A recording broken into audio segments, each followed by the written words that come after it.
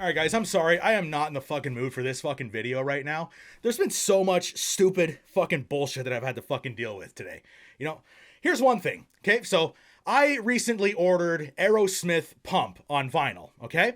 I ordered it on Amazon with Amazon money that I got for Christmas. I was gonna treat myself nicely to it. It's my favorite rock album of all time, and I was so excited to finally have it in vinyl form.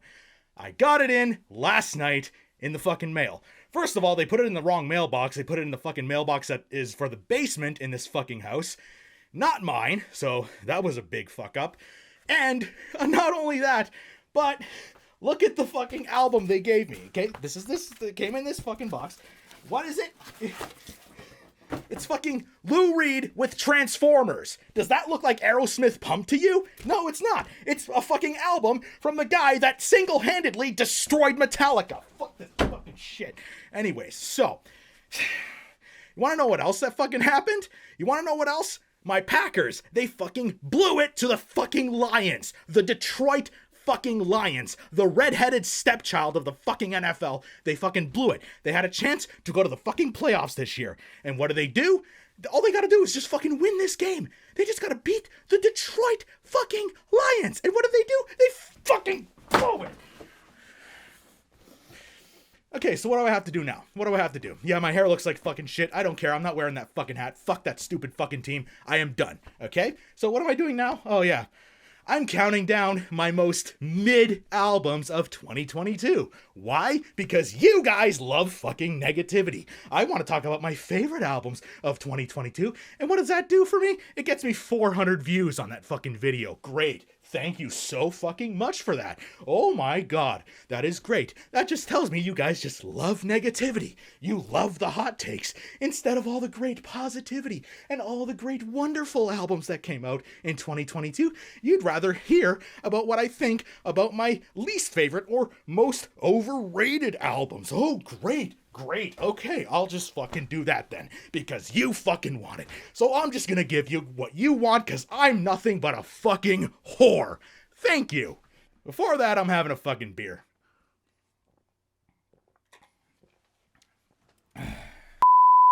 Hey fucks, Mad Mike here, and I'm here to count down my most mid albums of 2022. Sorry for that rant earlier. I've cooled off a little bit now. I'm doing a little bit better. And I'm going to approach this list with a very level head. I promise. So, before I actually get to this list, I just want to say that there are a lot of albums that I listened to in 2022. Around 90 to 100 in my recollection. And a lot of those albums that I listened to in 2022 did not appear on my best of list, and they won't appear on this list either. So, before I get to that most mid list, I am going to talk about all of the other albums, the unlisted albums, that I listened to in 2022. So, I just gotta tell you guys right now, you're not gonna like what I have to say. Okay? These are albums that were actually pretty well loved this year that I found to be just meh. So, that being said, I just want to tell you that you're going to be very, very angry with me. And you're going to write in the comments about how angry you are. And then I'm going to reply telling you to shove it. Anyways, here is Mad Mike's most mid albums of 2022. Up first on this most mid albums of 2022 list is Blut aus Nord with Disharmonium. This is a very raw sounding album full of atmosphere and all of that black metal goodness. Which is every black metal album ever. Like what is so special about this one? Because it's scary and eerie. Okay. It's scary and eerie in the same way It Comes at Night is scary and eerie, which is not at fucking all. Oh no, a hallway door. I'm shaking in my fucking boots. But the fact that it's not scary isn't the issue. The issue is this album is fucking boring. There's a huge section of the metal audience that won't be scared of this album. So if you're not going to scare them, you better have something else that's going to impress them. And unfortunately, this album has none of that. It's boring, formulaic, and cliched. If you've listened to one black metal album in your entire goddamn life, you know exactly how this one's gonna go. There is absolutely nothing but Ass Noob did to stand out here. It's played, pretentious, and ultimately and up next on this mid-albums of 2022 list is Ghost with Impera. Ghost, without a doubt, made a Ghost album. It is definitely the Ghost album of 2022. This definitely has drumming, guitar playing, vocals, and keyboards. Papa Emeritus definitely sings words on this album. It definitely sounds like everything Ghost has done before. This is a Ghost out of 10, which means it is mid! Alright, so up next on my list is Imperial Triumphant with Spirit of Ecstasy. So I'm gonna break character for this one. I just want to say up front right now that I think Imperial Triumphant are very skilled musicians, and based on everything I've seen and heard, they are incredible people, and they put on amazing live shows. And I kind of feel bad, not being too impressed by this album because these guys are such great people and they are such hard workers and very dedicated to their craft. It's just that Spirit of Ecstasy did not work for me. Let me tell you why. So, I really appreciate where they went with this album. Like, there's a lot of jazz fusion in here, a lot of that kind of element in this album. It kind of reminds me of Focus by Cynic a little much. While I am very, very impressed with what they went for on this album, I just don't feel like it came together the way I wanted it to. Time changes are fine. Throwing in elements from other genres, totally fine. It has to serve the song and it has to feel cohesive. And for this album, it just doesn't. There are bands that I listen to right now that combine pop elements, shoegaze elements, metalcore elements with what they are doing, and it all comes together seamlessly. Electric Callboy was one. Rollo Tomasi was another. I just feel like Imperial Triumphant didn't do that. It's more of an album where I feel like they were showing off instead of playing music. Nothing against the guys, nothing against them as musicians. They are very skilled at what they do. I just prefer song structure and album structure over everything else, and this just didn't do it for me. So, I apologize to the Imperial Triumphant guys if they ever do see this. It's nothing against you guys personally, this album didn't come together for me. And ultimately, it is, in my opinion, mid! And up next on my list is Lamb of God with Omens. I can't remember a goddamn thing about this Nothing Burger.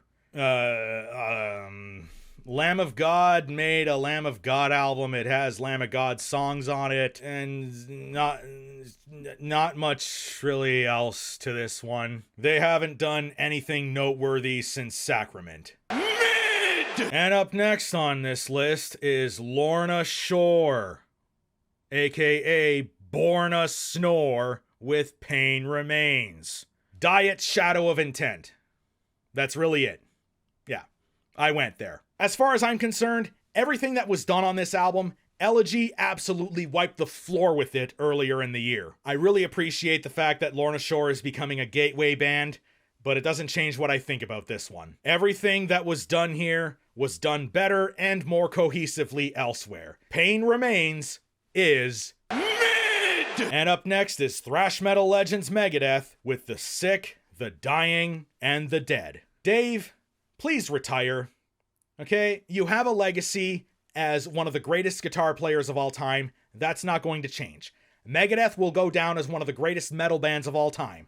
That is not going to change. You've made all the money that you needed to make. You have a beautiful family. You mended bridges with Metallica, and you kicked cancer's ass. You have nothing to prove anymore. So please, stop giving us painfully average Megadeth albums before you become a parody of yourself. You haven't made anything groundbreaking since Countdown, and you haven't made anything good since Endgame. So please give it up already, because The Sick, The Dying, and The Dead doesn't achieve anything outside of being a Megadeth album released in 2022. The riffs are bland, the singing is more nasal than ever, the drumming is run-of-the-mill, the production is drier than R. Kelly around women his age, and ultimately, this album is mid! And up next is Ozzy Osbourne with Patient Number 9. Ozzy, please retire, okay? You have a legacy as one of the best frontmen of all time. Black Sabbath and your solo project will go down as two of the greatest metal acts in history. You've made all the money you needed to make, you have a great family, and you're in the process of kicking Parkinson's ass. You have nothing to prove anymore, so please stop giving us painfully average Ozzy albums because you've already become a parody of yourself. You haven't made anything groundbreaking since Diary of a Madman, and you haven't made anything good since No More Tears. So please give it up already, because Patient Number 9 doesn't achieve anything outside of being an Ozzy album released in 2022. The riffs are bland, the singing is more auto-tuned than ever, the drumming is run-of-the-mill, the production is more muffled than one of Andrew Tate's girlfriends,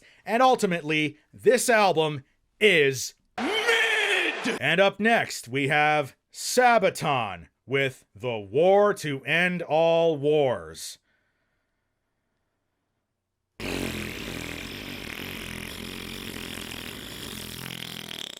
Okay, I've never been too big on these guys, and as far as power metal is concerned, these guys are the Applebee's of the genre, and this album is no different. They're just kind of on autopilot at this point. It has the same Sabaton tropes you're used to, they don't really do anything special here, and they don't bring power metal in any new direction. Outside of one very moving song called Christmas Truce, this album is mid! And up next is Slipknot with The End So Far.